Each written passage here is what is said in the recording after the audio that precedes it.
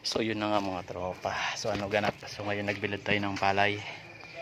So samantalay natin yung init ng panahon. Yan o.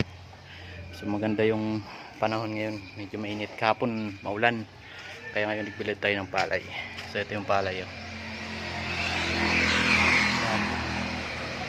Ayan o.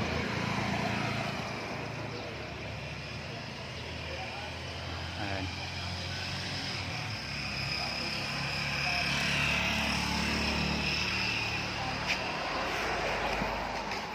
So yan, tapos mamaya babalik tayo natin. Kukugayin, tawag dito. Kugay. Ngayon pahinga muna tayo.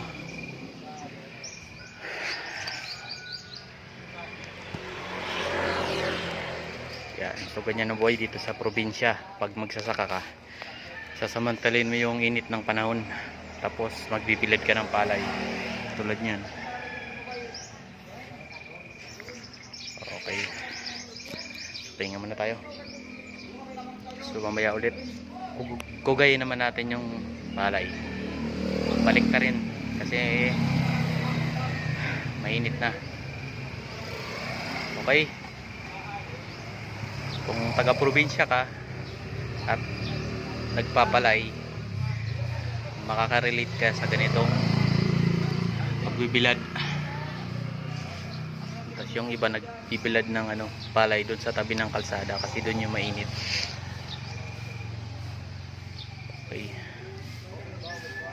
Ganyan ang buhay ng magsasaka.